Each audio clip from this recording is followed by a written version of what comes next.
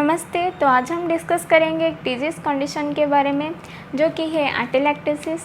तो एटेलेक्टेसिस में हम देखेंगे इसका definition, then types, then aetiology, risk factor, clinical manifestation, then pathophysiology, diagnostic evaluation and at the last management. तो चलिए शुरू करते हैं। तो एटेलेक्टेसिस एक ग्रीक वर्ड से आया है जो कि है एटलेस एंड एक्टेसिस। तो एटलेस का मीन होता है इनकम्प्लीट एंड एक्सपांसन। तो हम जब इनहेल करते हैं, एयर जब इनहेलेशन करते हैं तब लंग्स प्रॉपरली एक्सपांसन नहीं हो पाता है। ठीक है, एक एग्जांपल जैसे कि अगर एक पौधा लें और एक पाइप लें, जो कि एक पाइप के थ्रू ही एक ही पाइप के थ्रू वो पौधे के पास पानी पहुंचता है। अगर वो पाइप में कुछ ऑब्स्ट्रक्शन हो जाए, अगर उसमें कुछ स्टोन आ जाए वो पाइप के अंदर, या फिर उसके ऊपर कोई प्रेशर डाल दे, तो पौधे के पास पानी नहीं पहुंच पाएगा। अगर पूरा कम्प्लीटली ऑब्स्ट्रक्ट हो जाएगा वो पाइप, तो पौधे के पास पानी नहीं, टोटली भी नहीं जाएगा। तो फिर क्या होगा, पौधे का धीरे धीरे सेल डेथ हो जाएगा और पौधा मर जाएगा। ये याद रखिए। फिर देखते हैं इसका डेफिनेशन के बारे में। Atelectasis is a condition in which one or more area of the lung collapse or don't inflate properly due to reduced or absence of gas exchange। तो हम जब एयर इनहेल करते हैं, अगर जो ब्रोंक्यूल से तो उसमें अगर कोई भी ऑब्स्ट्रक्शन हो जाए तो एयर क्या होता है ना, हमारा एल्वियोली के पास नहीं पहुंच पाएगा। तो इसके बाद क्या होगा, ना ही गैस एक्सचेंज हो पाएगा, ब्लड के साथ गैस एक्सचेंज नहीं हो पाएगा और वो एल्वियोली क्या होगा ना, कोलैप्स हो जाएगा। ठीक है, तो इसे कहते हैं एटेलेक्टेसिस, जो कि गैस एक्सचेंज ना हो पाने के कारण जो लंग्स का एल्वियोली होता है, लंग्स कोई एरिया, कोई एक लंग्स या फिर कोई लंग्स का कोई छोटा सा लोब, वो क्या होता है ना, कोलैप्स हो जाता है। तो ये है डेफिनेशन। फिर देखते हैं इसका टाइप्स के बारे में। टाइप्स में एक है ऑब्स्ट्रक्टिव टाइप एंड और एक है नॉन ऑब्स्ट्रक्टिव टाइप। तो ऑब्स्ट्रक्टिव को हम रिजर्वेटिव एटेलेक्टेसिस भी कहते हैं। ठीक है, तो पहले देखते हैं ऑब्स्ट्रक्टिव टाइप के बारे में।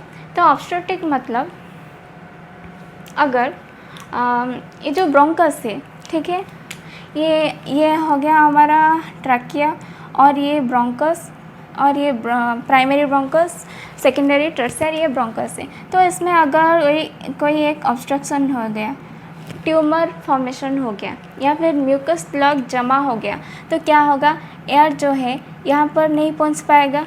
ठीक है, तो इस एरिया में जितना भी एल्वियोली है, तो ये सब गैस एक्सचेंज जो होता है, ये जो ब्लड वेसल्स कनेक्टेड होते हैं एल्वियोली के साथ, उसके साथ गैस एक्सचेंज नहीं हो पाएगा। तो ये क्या होगा ना, इतने एरिया का जो एरिया है जहाँ पर ये ऑब्स्ट्रक्शन हुआ है, और इस जगह पर जितना भी एरिया है वहाँ पर कोलैप्स हो जाएगा, गैस एक्सचेंज नहीं हो पाएगा। ना एल्वियोली से इस बाहर की तरफ कोई एयर जा पाएगा, और ना ही हमारा ट्रैकिया से और यहाँ इस जगह पर कोई एयर आ पाएगा। ठीक है, तो ये जगह पर कोलैप्स हो जाएगा। ये हो गया हमारा ऑब्स्ट्रक्टिव एटेलेक्टेसिस। फिर देखते हैं non obstructive atelectasis. Non obstructive मतलब नाम से ही पता चलता है इसमें कोई ऑब्स्ट्रक्शन नहीं है।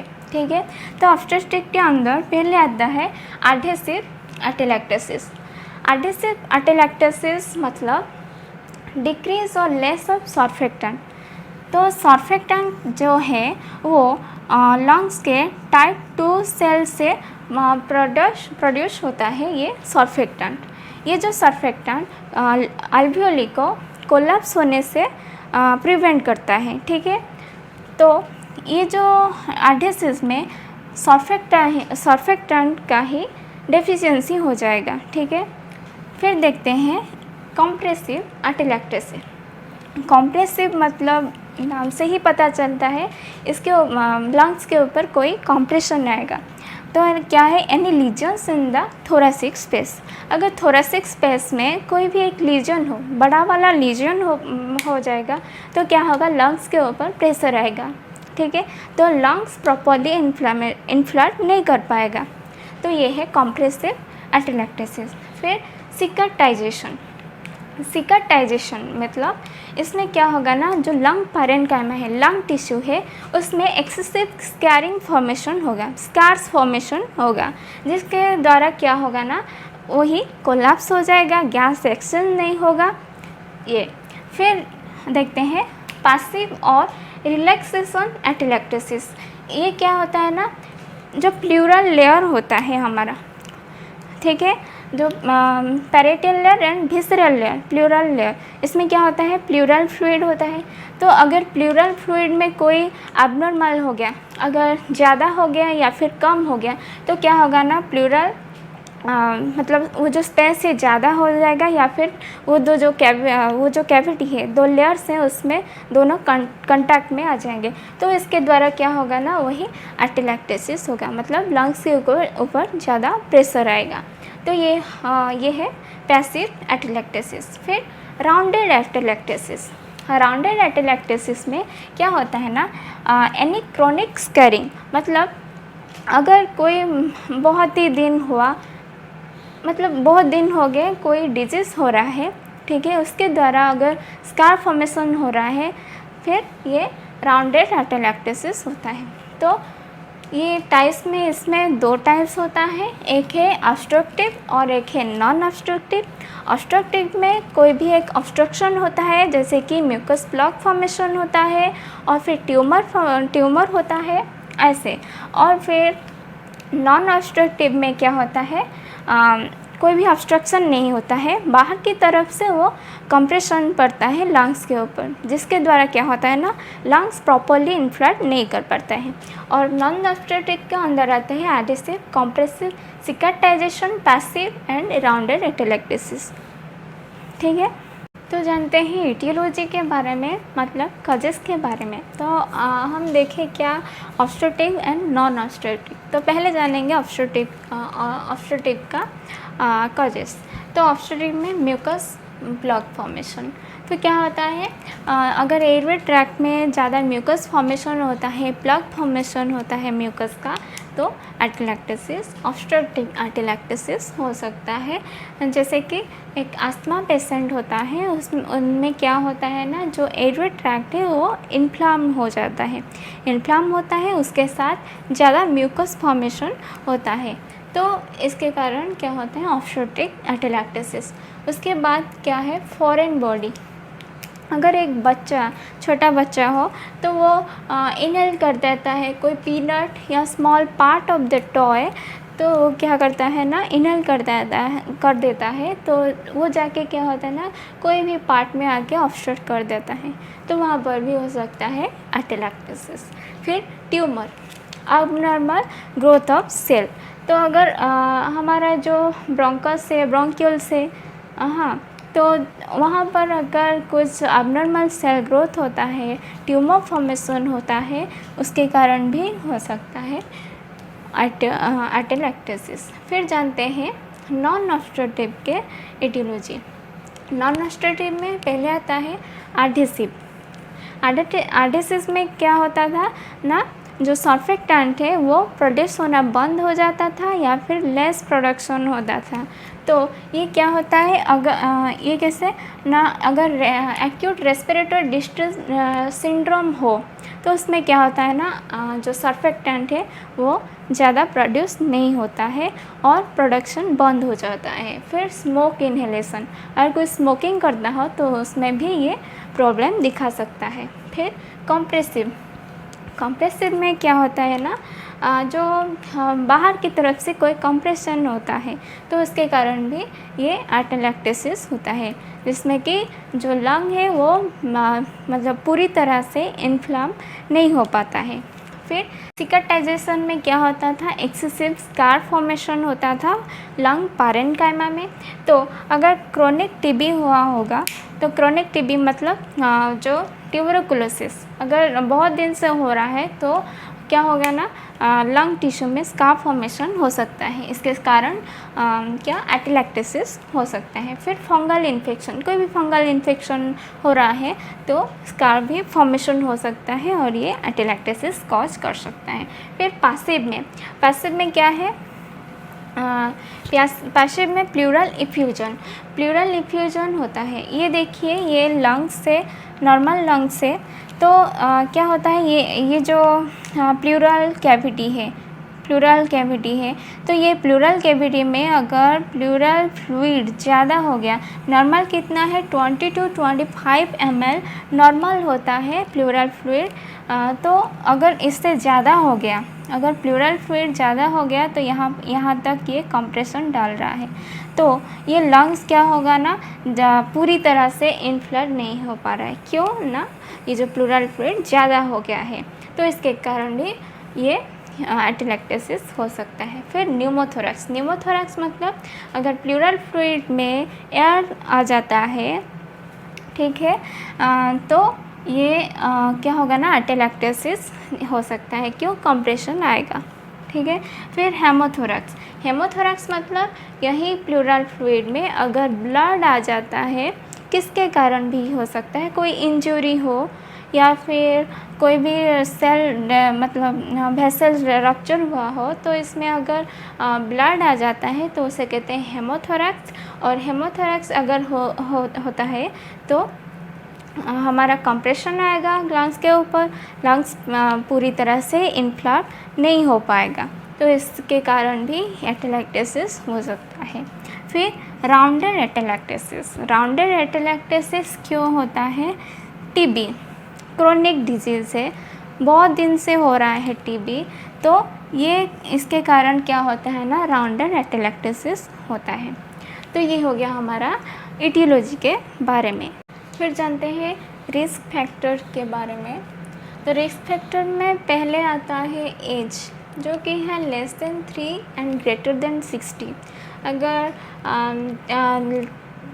3 से कम होगा तो क्या हो सकता है ना, रिस्क हो सकता है एटेलेक्टेसिस होने का, और 60 से ज़्यादा होने से।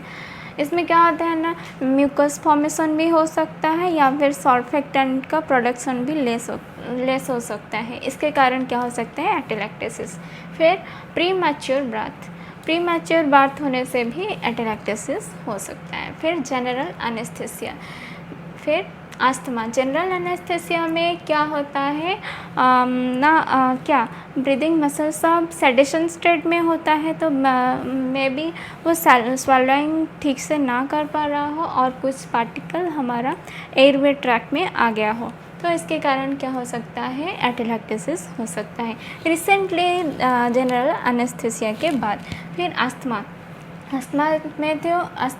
में क्या होता है ना, वही ब्रोंकोस जो एयरवे ट्रैक्ट है उसका इन्फ्लामेशन हो जाता है और म्यूकस ज़्यादा प्रोडक्शन होता है, इसके कारण होता है ये एटेलेक्टेसिस।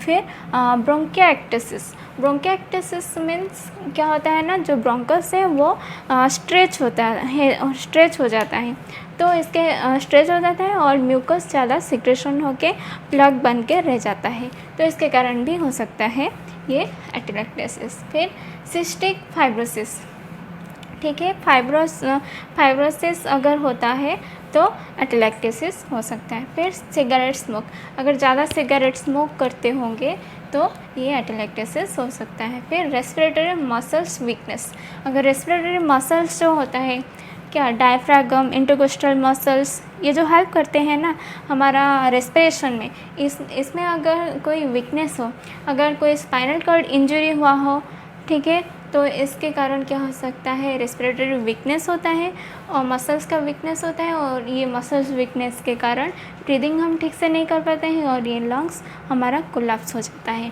तो ये है एटेलेक्टेसिस का रिस्क फैक्टर। फिर जानते हैं हम क्लिनिकल मैनिफेस्टेशन के बारे में। क्लिनिकल मैनिफेस्टेशन में पहले आता है breathing difficulty and tachypnoea. Breathing difficulty तो ऑब्वियसली होगा ही, क्योंकि हमारे एयरवे ट्रैक्ट में क्या हुआ है, म्यूकस प्लग फॉर्मेशन हुआ है या फिर ट्यूमर हुआ है, मतलब ऑब्स्ट्रक्टिव और नॉन ऑब्स्ट्रक्टिव टाइप कुछ भी हुआ, कंप्रेशन आ रहा है तो हम सांस ठीक से नहीं ले पा रहे हैं। और फिर टाकिपनिया, टाकिपनिया मतलब हम ज़ोर ज़ोर से सांस लेंगे ताकि हमें ज़्यादा ऑक्सीजन हमारे टिश्यू तक पहुंच पाए। ये है हम कंपनसेटरी मैकेनिज़्म जो शुरू होता है। अगर हमारे बॉडी में ऑक्सीजन कम हो जाता है तो हम ज़्यादा सांस लेंगे और फिर हमारे बॉडी में ऑक्सीजन पहुंचेगा, ब्लड में ऑक्सीजन पहुंचेगा। फिर चेस्ट पेन, एंजाइटी और फिर कॉफ विद स्पुटम, क्योंकि ज़्यादा म्यूकस फॉर्मेशन हो रहा है तो इसके कारण क्या हो सकता है, कॉफ विद स्पुटम भी हो सकता है। फिर सेंट्रल सियानोसिस, सेंट्रल सियानोसिस मतलब हमारा लिप एंड टंग ब्लू हो जाता है, जिसे हम जानते हैं सेंट्रल सियानोसिस। मतलब हमारे ब्लड में ऑक्सीजन का लेवल कम हो रहा है, इसके कारण ये सेंट्रल सियानोसिस होता है। फिर low grade fever, low grade fever ये तो नॉर्मल है, कोई भी इन्फेक्शन हो, कुछ भी हो, मतलब कोई भी इन्फेक्शन हो तो हमें क्या होता है ना, फीवर होता है। और ये अस्थमा का एक सिम्टम है, जैसे कि लो ग्रेड फीवर। फिर देखते हैं डायग्नोस्टिक इवैल्यूएशन के बारे में। डायग्नोस्टिक इवैल्यूएशन में पहले हिस्ट्री कलेक्शन, फिर फिजिकल एग्जामिनेशन। तो हिस्ट्री कलेक्शन में हम देखेंगे कोई ऑक्यूपेशन, मतलब कोई एरिया हो जिसके मतलब कोई डस्टी एरिया हो जिससे हम बार बार कोई एक्सपोज हो रहा है तो इसके कारण भी एटेलेक्टेसिस हो सकता है। फिर फिजिकल एग्जामिनेशन, फिजिकल एग्जामिनेशन में हम अस्कल्टेट करेंगे, हमारा जो ब्रीदिंग साउंड है वो कैसा होता है, क्रैकल हो रहा है, तो ये सब जानेंगे हम फिजिकल एग्जामिनेशन से। फिर chest x-ray, chest x-ray, CT scan, तो नॉर्मली हम देखेंगे कि क्या जो लंग्स में कुछ ऑब्स्ट्रक्शन हुआ है या फिर कोई कंप्रेशन हो रहा है, ये हम जान पाएंगे।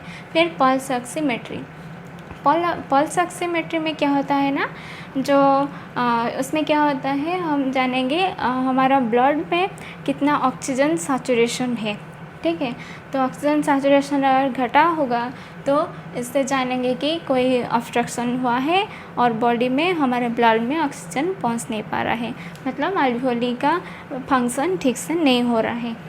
फिर देखेंगे ब्रोंकोस्कोपी। ब्रोंकोस्कोपी में क्या होता है, एक ट्यूब जो है उसके साथ एक कैमरा और एक लाइट अटैच होता है, जिसके थ्रू हम जो कि हमारा माउथ के थ्रू या फिर नोज़ के थ्रू हमें ब्रोंकस में इंसर्ट किया जाता है और फिर देखते हैं कहाँ पर ऑब्स्ट्रक्शन हुआ होगा, तो ये है ब्रोंकोस्कोपी।